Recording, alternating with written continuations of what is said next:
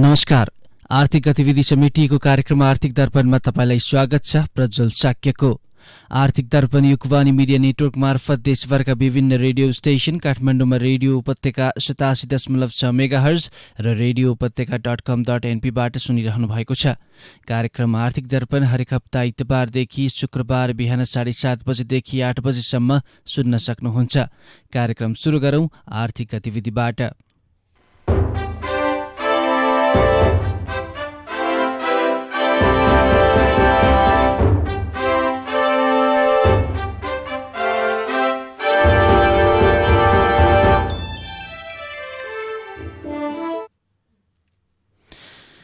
मानो खाएर मुरी फलाउने दिनका रूपमा मानिने 15 असारमा चितवनका किसानहरू भने मल पाउने आशमा सहकारीको ढोकामा लाइन बस्न बाध्य भएका छन्।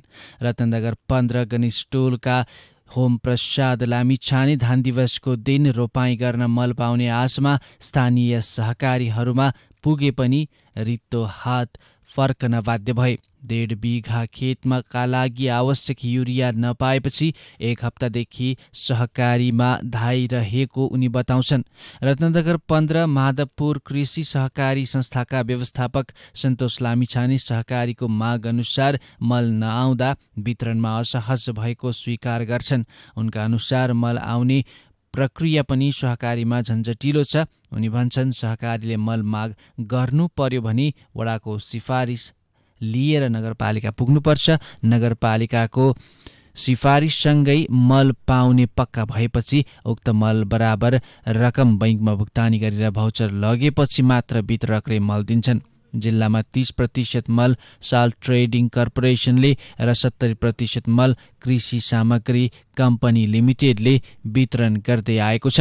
नेपाल सरकारले धान उत्पादनमा वृद्धि, खाद्य सुरक्षा, आत्मनिर्भरता र समृद्धिको नारासहित देशभर विभिन्न कार्यक्रम गरेर असार 15 मनाउँदै गर्दा चितवनका अधिकांश किसानको चिन्ता मल पाइएन भने कसरी रोपाई गर्ने भन्नेमै रहेको उनीहरू बताउँछन्। भरतपुर 6 गीतानगर बजार रहेको सर्वोदय बहुद्देश्य सहकारी संस्थामा 15 असारमै मल लिनेहरूको लस्कर थियो। संस्थामा 20 बोरा मात्र युरिया मल आए पनि खरिद गर्न आउने किसानको संख्या 500 भन्दा बढी थियो। सहकारीका व्यवस्थापक राजु पौडेलले भने 10 केजीका बोराले पहिला आउने 100 जनालाई मल दियौं, बाँकी रित्तो हात फर्किनुभयो।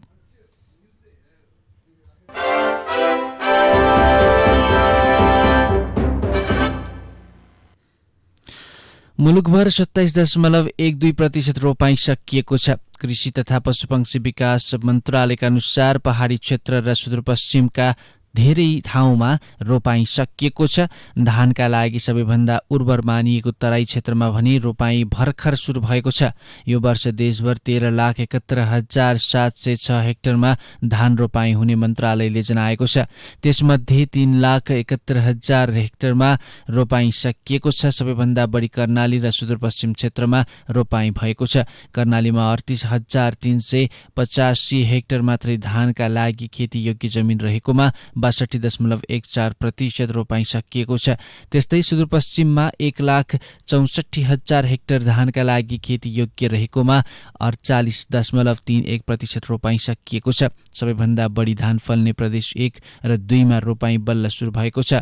मनसुन समेत यो वर्ष समयमै सुरु भएकाले तराईका किसान रोपाईका लागि उत्साहित भएको मन्त्रालयले जनाएको छ। प्रदेश 1 मा यो वर्ष 2,77,000 हेक्टरमा रोपाई हुने अनुमान रहेकोमा 17.99% मा रोपाई भइसकेको छ। त्यस्तै सबैभन्दा बढी धानका लागि खेतीयोग्य जमिन रहेको 2 नम्बर प्रदेशमा 3,65,000 हेक्टर मध्ये 10.55% मा मात्र रोपाई सकिएको छ। तराईमा 15 असारबाट रोपाई सुरु भई साउन पहिलो हप्तासम्म लाग्ने गरेको छ।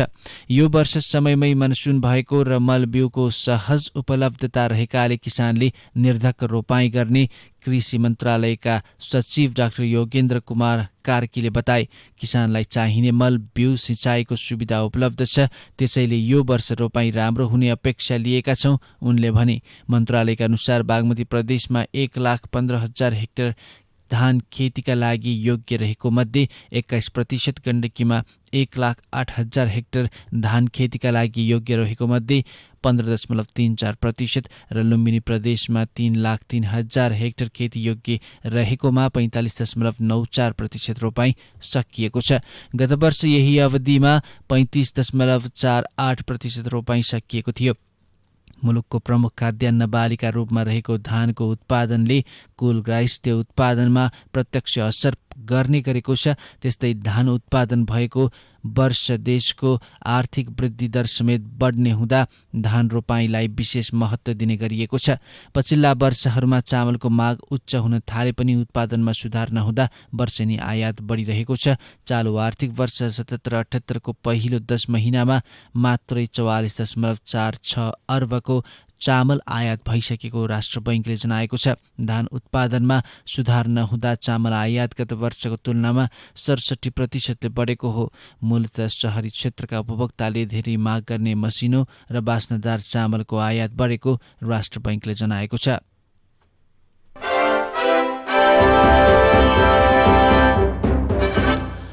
नेपाल यातायात व्यवसायी र यातायात मजदुर संगठनहरूले शुक्रबारदेखि देशभरका सार्वजनिक सवारी साधन चलाउने तयारी गरेका छन्। उनीहरूले देशभरका मजदुर र व्यवसायीलाई सवारी चलाउनका लागि सार्वजनिक आह्वान गरेका छन्।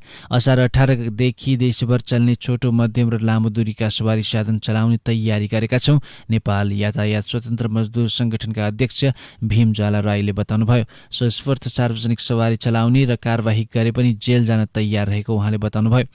सार्वजनिक सवारी साधन चलाउनबाट रोक्नका लागि सरकारले राहतको व्यवस्था गर्नुपर्ने मजदुर संगठन तथा व्यवसायीहरूको भनाइ छ। 15 असारदेखि काठमाडौँ उपत्यकाभित्र मात्रै ठूला सवारी साधन सञ्चालन अव्यावहारिक छ। नेपाल यातायात व्यवसायी राष्ट्रिय महासंघका अध्यक्ष योगेन्द्रनाथ कर्माचार्यले बताउनुभयो। यातायात व्यवस्था विभागका महानिर्देशक नमराज घिमिरेले भने सार्वजनिक यातायात खुलाउने विषयमा विभागको कुनै भूमिका नहुने बताउनु भएको छ। यो विषय सीसीएमसी र मन्त्री परिषदबाट निर्णय भएपछि हुने भएको उहाँको भनाइ छ। अर्कोतर्फ यातायात व्यवसायी र मजदुर संगठनले अहिलेसम्म विभाग समक्ष यो विषय राखेका पनि छैनन् उहाँले बताउनुभयो। सरकारको निर्णय नभई सवारी साधन चलाए कानून अनुसार अघि बढ्नुपर्ने उहाँले बताउनुभयो। काठमाडौँ जिल्ला प्रशासनले मंगलबार यातायात व्यवसायी र मजदुर संगठनका पदाधिकारीलाई बोलाएर कोभिडको प्रभावलाई हेरेर सरकारले निर्णय नगर्दासम्म सार्वजनिक यातायातका सवारी साधन नचलाउने आग्रह गरेका थिए। प्रमुख जिल्ला अधिकारी कालीप्रसाद पराजुलीले सरोकारवाला सबै निकायको बिहिबार बैठक डाक्नु भएको थियो। सबै पक्षको सहमतिमा स्वास्थ्य मापदण्ड बनाएर खुलाउन तयार रहेको प्रशासनको भनाइ छ। यसअघि सोमबार उपत्यकाका 3 जिल्लाका प्रमुख जिल्ला अधिकारीहरूको बैठकले काठमाडौँ उपत्यकामा मंगलबारदेखि 25 भन्दा बढीका सवारी साधन जोरबिजोरका आधारमा चल्न पाउने निर्णय गरेको थियो। काठमाडौँ, ललितपुर र भक्तपुरका प्रमुख जिल्ला अधिकारीहरूको संयुक्त बैठकले यो निर्णय गरेको थियो। प्रशासनले सार्वजनिक यात्रुवाहक सवारी साधन सञ्चालन गर्दा स्वास्थ्य मापदण्डको पूर्ण परिपालन गर्दै भौतिक दूरी कायम हुने गरी कुल स्वीकृत सीट क्षमताभन्दा बढी संख्यामा यात्रु नराख्ने गरी बस्ने व्यवस्था मिलाउने, चालक, सहचालक तथा यात्रुले अनिवार्य मास्क लगाउने, सवारी साधनको ढोकामा सेनिटाइजरको व्यवस्था हुनुपर्ने, सहचालकको पन्जा लगाउनुपर्ने र अनिवार्य रूपमा सवारी साधन दैनिक निसंक्रमित गर्नुपर्ने निर्णय गरेको छ।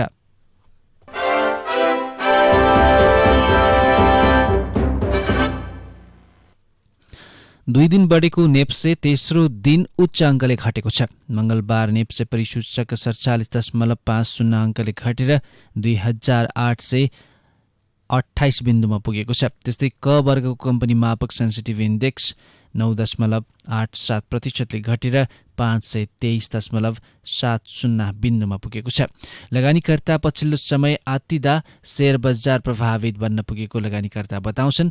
मंगलबार कारोबारमा आएका 13 समूहका सूचक मध्ये 12 समूहका सूचक नकारात्मक रहेका छन्। समूहगत रूपमा माइक्रो फाइनेन्स समूहको परिसूचक मात्र सकारात्मक रहेको छ।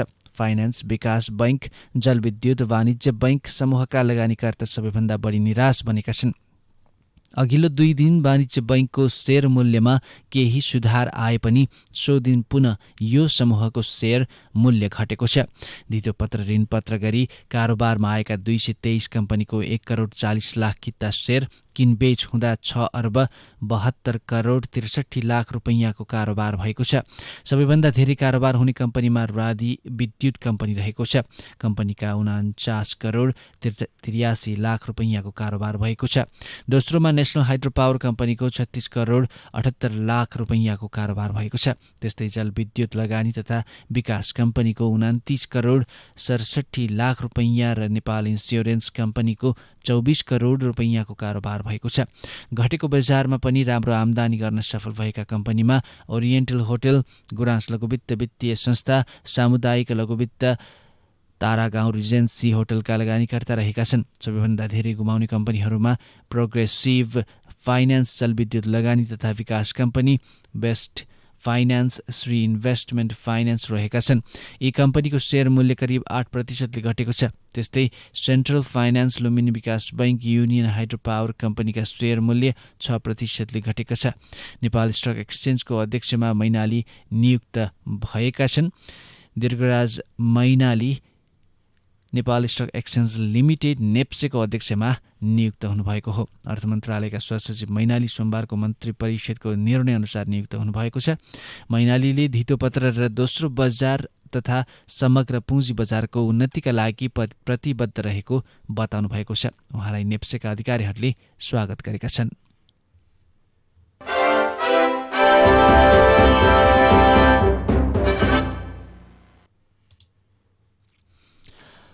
विगतको तुलनामा यस वर्ष बेलैमा सुरु गर्न पाउँदा उदयपुरमा 12% रोपाइँ सकिएको छ। कृषि ज्ञान केन्द्र उदयपुरका अधिकृत रामकुमार केसीका अनुसार सिँचाइ सुविधा नभएको ठाउँमा पनि बेलैमा रोपाइँ सुरु भएको छ। स्थानीय किसान सुनबहादुर दनुवारले पोहर परार जस्तो खडेरी यसपालि छैन, त्यसैले बेलैमा रोपाइँ गर्न पाइन्छ भन्ने लागेको बताउनु भएको छ। ज्ञान केन्द्रका अनुसार धेरैजसो आकाशे पानीको भरमा धान खेती गर्दै आएका उदयपुरका किसान मौसमले साथ दिए असारभित्रै रोपाइँ गरिसक्छन्। खडेरी गरेर ढिला भए असार दोस्रो सातादेखि ढिलोमा भदौ पहिलो साताभित्र रोपाइँ गरिसक्नुपर्छ, नत्र उत्पादन नहुने किसान बताउँछन्। 2075 र 76 सालमा खडेरीले सताउँदा भदौ अन्तिमतिर रोपाइँ गर्नु परेको, तर पनि धान राम्रो उत्पादन भएको ज्ञान केन्द्रको अभिलेखले जनाएको छ। उदयपुरमा त्रियुगा नगरपालिका 1 देखि 13 नम्बर वडासम्म धानलाई मुख्य बाली बनाउने किसान छन्। 14, 15 र 16 वडाहरू भने पहाडी भेगमा परेकाले बेसी खोज र खोला किनारमा मात्र धान खेती हुन्छ।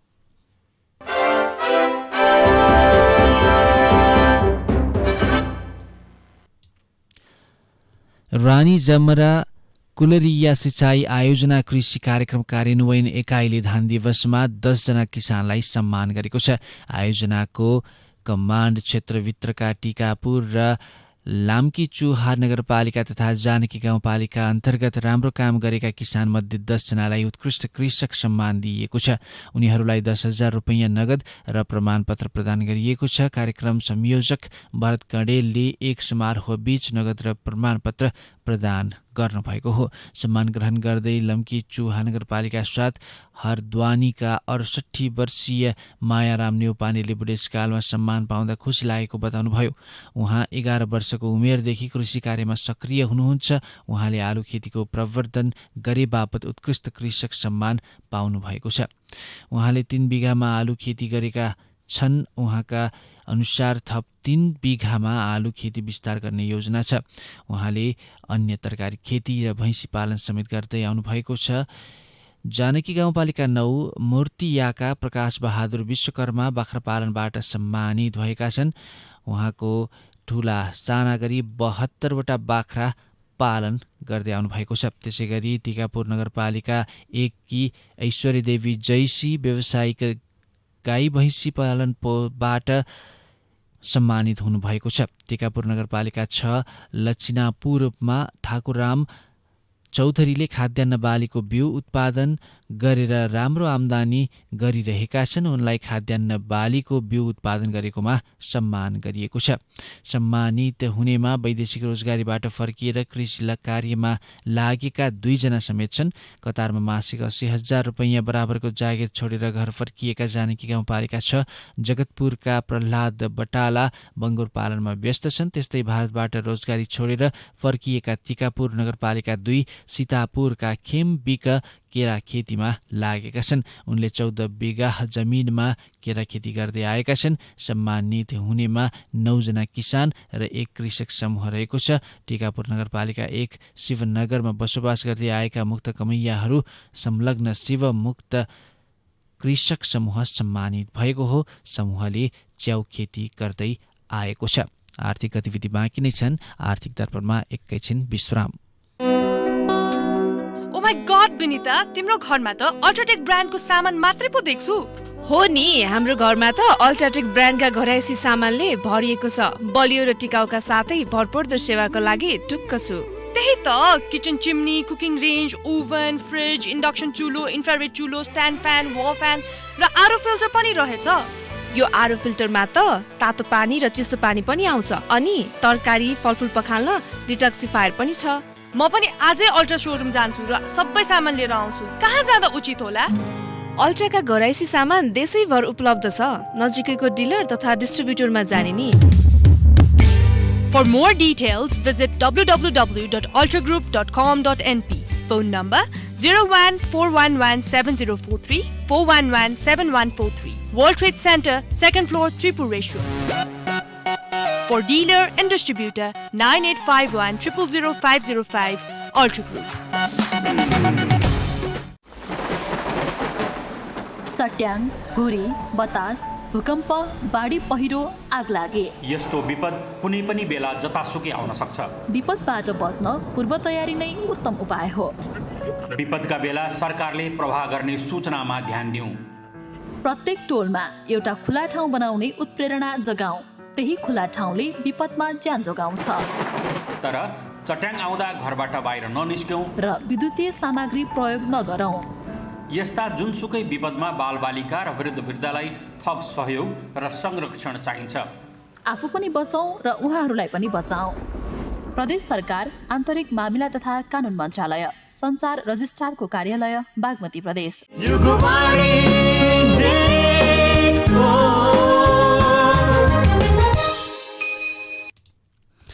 आर्थिक दर्पणमा पुनः स्वागत छ। अब बाँकी आर्थिक गतिविधि।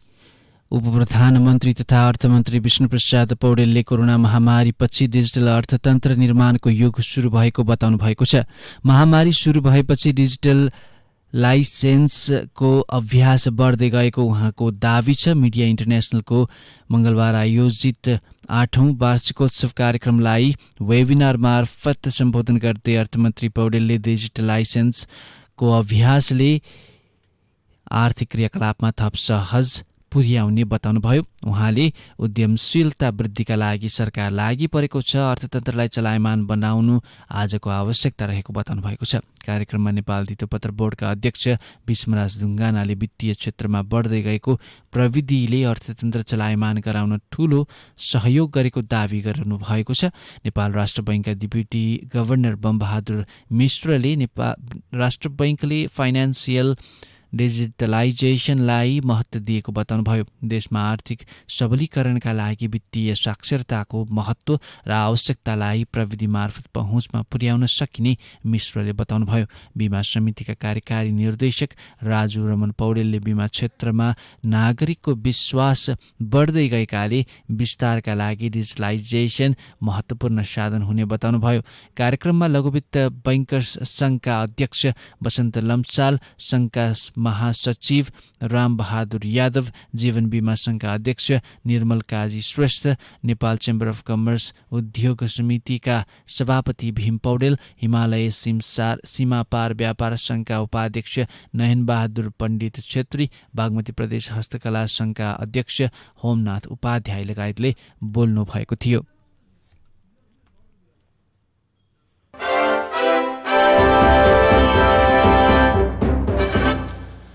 वाणिज्य आपूर्ति तथा उपभोक्ता संरक्षण विभागले उपभोगका लागि म्याद समाप्त भएका उपभोग्य वस्तुप्रति सचेत रहन आम उपभोक्तालाई आग्रह गरेको छ। 2 महिनाको निषेधाज्ञापछि क्रमशः सबै प्रकारका व्यापारिक फर्म खुल्न थालेकाले विभागले म्याद सकिएको हुन सक्ने प्रति सचेत गराउँदै उपभोग्य मिति हेरेर मात्रै उपभोग गर्न आग्रह गरेको हो। विभागले मंगलबार विज्ञप्ति मार्फत म्याद समाप्त भएका उपभोग्य वस्तु जनस्वास्थ्यका लागि गम्भीर असर पार्ने हुनाले निषेधाज्ञापछि त्यस्ता वस्तुको बिक्री वितरण नहोस् भन्नेतर्फ उत्पादक, पैठारीकर्ता, वितरक, विक्रेता र आम उपभोक्ता सबै जिम्मेवार र सचेत हुन आवश्यक रहेको उल्लेख गर्नुभएको छ। साथै विभागले विक्रेतालाई आफूसँग मौज्यात रहेका उपभोग्य म्याद समाप्त भएका वस्तु छुट्टै स्थानमा राखी उत्पादक तथा पैठारीकर्तालाई फिर्ता गर्न र उत्पादक तथा पैठारीकर्ताले त्यस्ता वस्तु नष्ट गर्नुपर्ने कानुनी व्यवस्थाको पूर्ण पालना गरी स्वच्छ बजार कायम गर्ने र उपभोक्ताको अधिकार संरक्षण गर्ने कार्यमा जुट्न समेत अनुरोध गरेको छ।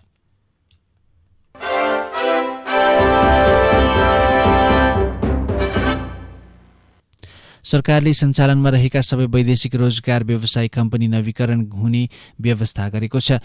मन्त्री परिषद बैठकले वैदेशिक रोजगार ऐन 2064 को दफा 82 प्रयोगवादा अड्काउ फुकाउ आदेश जारी गरी म्यान पावर कम्पनीको इजाजत पत्र नवीकरण हुने व्यवस्था गरिदिएको छ, जसले गर्दा 731 वटा म्यान पावर कम्पनी खारेजी हुनबाट जोगिएका छन्। विभागका अनुसार हाल 854 वटा कम्पनी सञ्चालनमा रहेका छन्। नियमित प्रक्रियाबाट नवीकरण गर्नका लागि वैदेशिक रोजगार विभागले सूचना प्रकाशन गरिसकेको छ, जसअनुसार कम्पनीले प्रत्येक वर्ष असार मसान्तभित्र नवीकरण गराउनु पर्ने व्यवस्था रहेको छ। साथै प्रत्येक महिना 10,000 शुल्क तिरेर असोज मसान्तसम्म इजाजत पत्र नवीकरण गराउन सक्ने व्यवस्था गरिएको छ।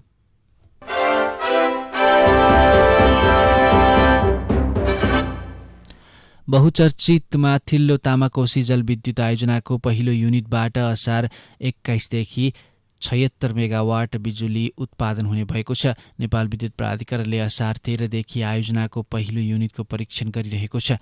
प्राधिकरणका कार्यकारी निर्देशक हितेन्द्र देव साक्यको नेतृत्वमा गएको टोलीले आइतबार र सोमबार आयोजनाको निर्माण स्थलको अनुगमन गरेर आगामी सोमबारदेखि विद्युत उत्पादन गर्ने कार्यतालिका तय गरेको हो। टोलीले विद्युत गृहमा भइरहेको उपकरण परीक्षण, बाँधस्थल रामेछापको खिम्तीमा निर्माणाधीन 220 को न्यू खिम्ती सब स्टेशन लगायतको अनुगमन गरी निर्माणको संलग्न अधिकारीसँग छलफल गरेको थियो। विभिन्न समस्या झेल्दै आएको आयोजनालाई निरन्तरको प्रयासबाट विद्युत उत्पादन गर्ने अवसरमा पुर्याएको र सम्पूर्ण परीक्षण अन्तिम चरणमा पुगेको र अब कुनै प्राविधिक समस्या नभए सोमबार बिहान स्विच अन गरी पहिलो युनिटबाट उत्पादन सुरु गर्ने कार्यकारी निर्देशक साक्यले बताउनु भएको छ।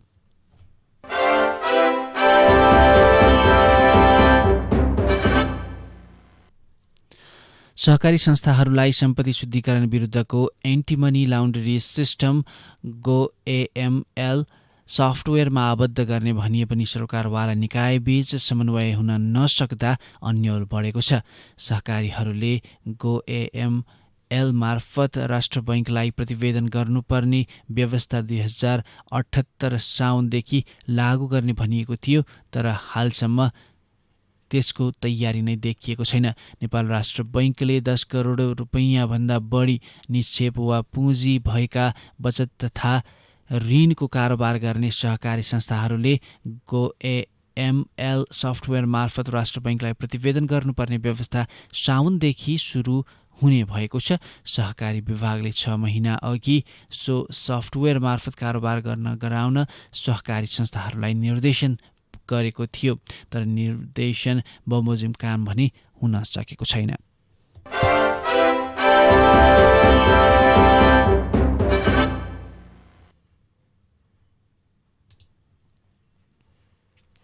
कामना सेवा विकास बैंक लिमिटेडले बागमती प्रदेशमा 2 नयाँ शाखा सञ्चालनमा ल्याएको छ। बैंकले काठमाडौँको स्वयम्भू र भक्तपुरको जगातीमा नयाँ शाखा सञ्चालनमा ल्याएको हो। हालको विषम परिस्थितिलाई मध्यनजर गर्दै नेपाल सरकार स्थानीय निकायले तोकेको मापदण्डभित्र रही बैंकका अध्यक्ष सुदीप आचार्यले दुवै शाखाको उद्घाटन गरेको जनाएको छ। त्यसैगरी आइएमई फाउन्डेसनले शुक्रबार सरुवा रोग अस्पताललाई अक्सिजन उत्पादन प्लान्ट स्थापनाका लागि उपकरण हस्तान्तरण गरेको छ। आइएमई फाउन्डेसनका संरक्षक तथा आइएमई ग्रुपका अध्यक्ष चन्द्रप्रसाद ढकाल तथा आइएमई ग्रुपका प्रबन्ध निर्देशक तथा फाउन्डेसनका अध्यक्ष हेमराज ढकालले अस्पतालको निर्देशक डाक्टर सागर राज भण्डारीलाई उपकरण हस्तान्तरण गर्नुभएको थियो।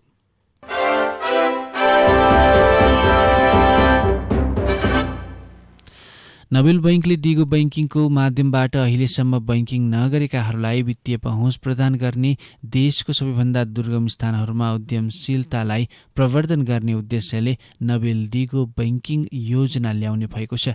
बैंकले मङ्गलबार भर्चुअल कार्यक्रम मार्फत योजनाको घोषणा गरेको हो।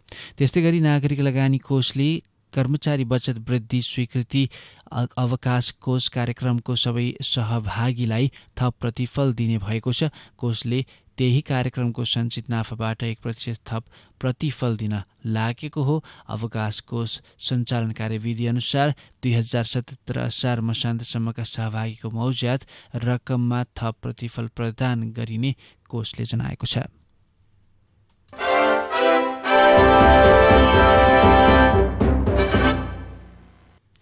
एघारौं सामाजिक व्यवसाय दिवसको अवसर पारी विश्वभर विशेष सभा सम्मेलनहरू आयोजना हुने भएको छ। बङ्गलादेशको युनुस सेन्टरको आयोजनामा असार 16 देखि 20 गतिसम्म विभिन्न कार्यक्रमहरू सञ्चालन हुने भएको हो। 15वटा देशमा राष्ट्रिय स्तरका फोरमहरू हुनेछन्, जस अन्तर्गत नेपालमा पनि राष्ट्रिय फोरमको आयोजना हुने भएको छ। सो सभाको आयोजना युनुस सेन्टरको आग्रहमा स्वावलम्बन विकास केन्द्रले गर्ने भएको छ। स्वावलम्बन विकास केन्द्रका अध्यक्ष शङ्करमान श्रेष्ठको अध्यक्षतामा अनलाइन माध्यमबाट सम्पन्न हुने सो सभामा सन् 2006 का नोबेल शान्ति पुरस्कार विजेता प्राध्यापक मोहम्मद युनुस विशेष वक्ताको रूपमा रहनुहुनेछ।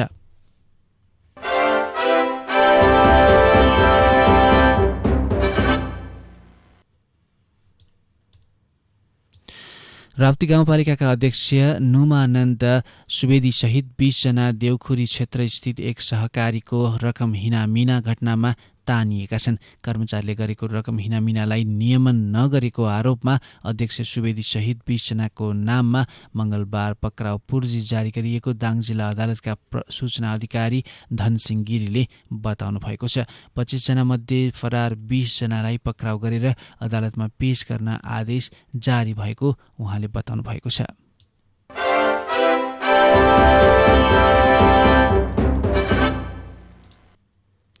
यिनै सामग्रीसँगै हामी कार्यक्रमको अन्तिममा आइपुगेका छौँ। आर्थिक दर्पणमा आज हामीले विभिन्न आर्थिक गतिविधि सुनायौँ।